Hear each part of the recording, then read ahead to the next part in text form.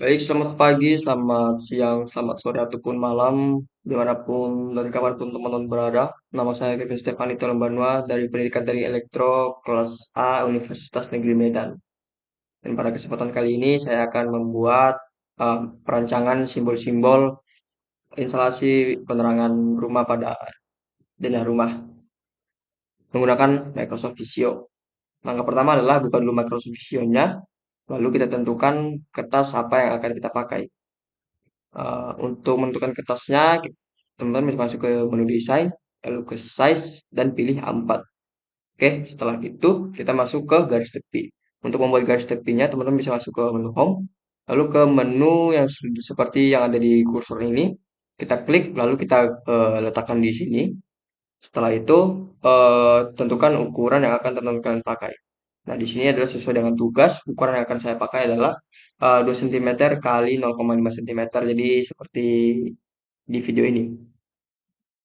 Untuk langkah selanjutnya adalah membuat etiket atau berupa informasi pada gambar tersebut. Eh, Pembuatannya sama seperti pada garis tepi ini. Teman-teman bisa ambil di menu penggambaran persegi panjang seperti ini. Nah, untuk ukurannya itu terserah, tapi di sini ketentuannya adalah untuk weight-nya 18,5 cm, titik 18,5 cm, dan untuk height-nya adalah 2,5 cm.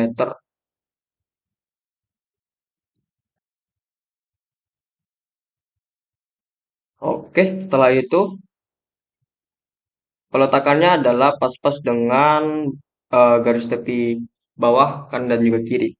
Untuk mempersingkat waktu, saya sebelumnya sudah membuat etiket dengan informasi yang begitu detail agar kita bisa langsung masuk ke tahap selanjutnya.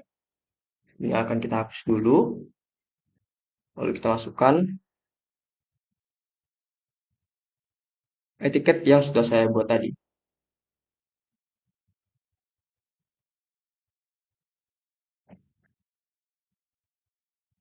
Nah, kira-kira etiketnya seperti ini.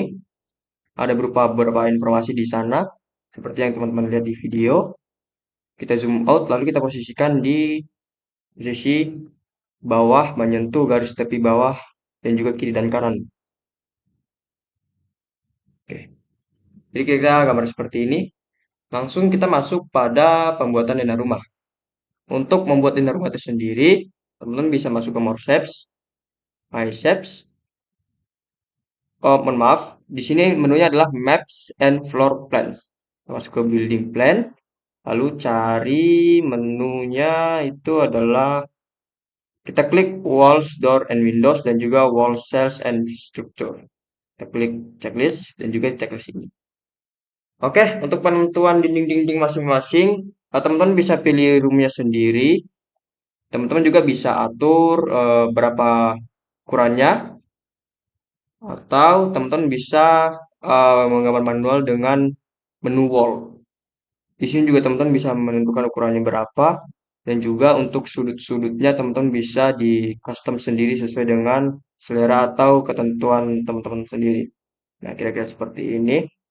Untuk mempersingkat waktu, saya sudah membuat denah sebelumnya, denah rumah, contohnya untuk kita terapkan nantinya. Ini kita hapus dulu, cut,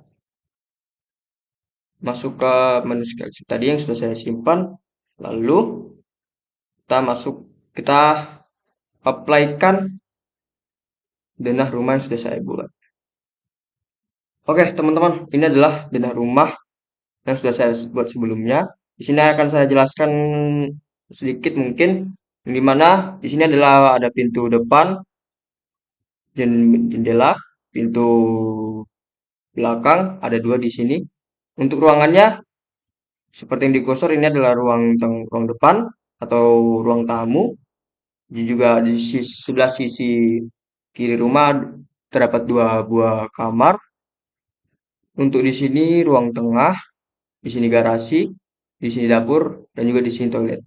Ada juga beberapa pintu yang sudah saya terapkan dan juga beberapa jendela yang saya terapkan. Jadi untuk gambar pintu kira-kira seperti ini double pintu, dan ini single pintu. Double pintu itu saya letakkan di depan atau menuju masuk ruang tengah dari depan, dan juga untuk pintu belakang double pintu saya buat di garasi dan juga single pintu di bagian samping. Di sini agar mempermudah keluar masuknya kita ketika kita ingin pergi ke spot-spot tertentu. Di sini juga saya menambahkan beberapa jendela di sini. Untuk menu-menu jendela ataupun pintu, teman-teman bisa cari di walls, doors, and windows tadi. Jadi teman-teman bisa diengketkan seperti ini. Misal saya akan membuat pintu, teman-teman bisa letakkan pintu di sini dan ini pintunya. Oke, kira-kira seperti itu. Begitu juga dengan jendela. Jadi untuk gambar jendela sendiri dia seperti ini teman-teman. Dia ada garis kecil yang membatasi dua dinding yang terdapat pada gambar tersebut. Oke, sekian dari penjelasan untuk dana rumahnya. Sekarang kita akan menggambar titik-titik penerangan ataupun komponen-komponen listrik pada rumah. Kita masuk ke wall cells and structure.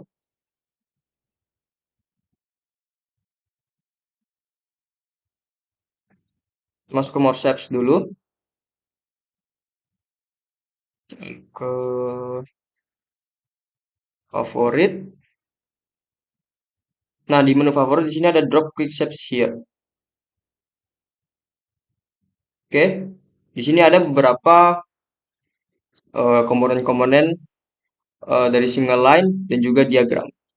Jadi untuk perencanaan peletakan komponen kita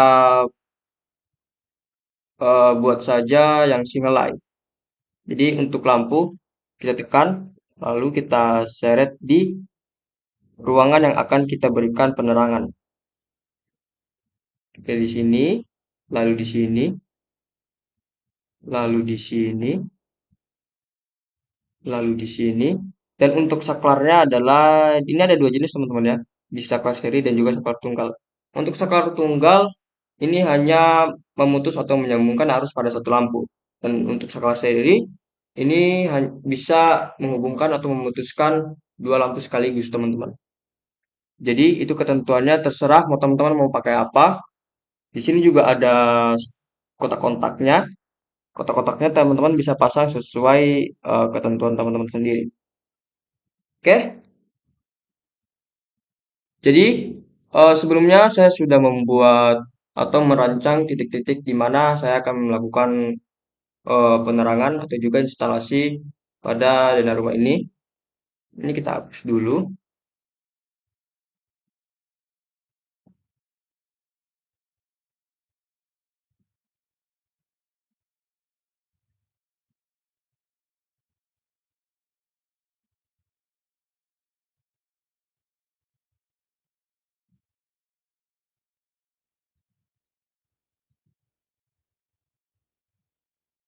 Ini semua kita hapus.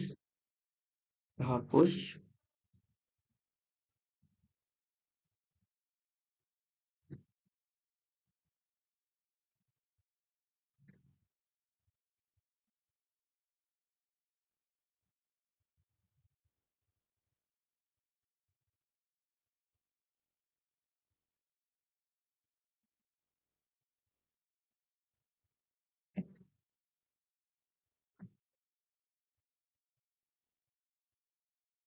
Oke, teman-teman, ini dia gambar dana rumah dengan titik-titik beban instalasi listrik.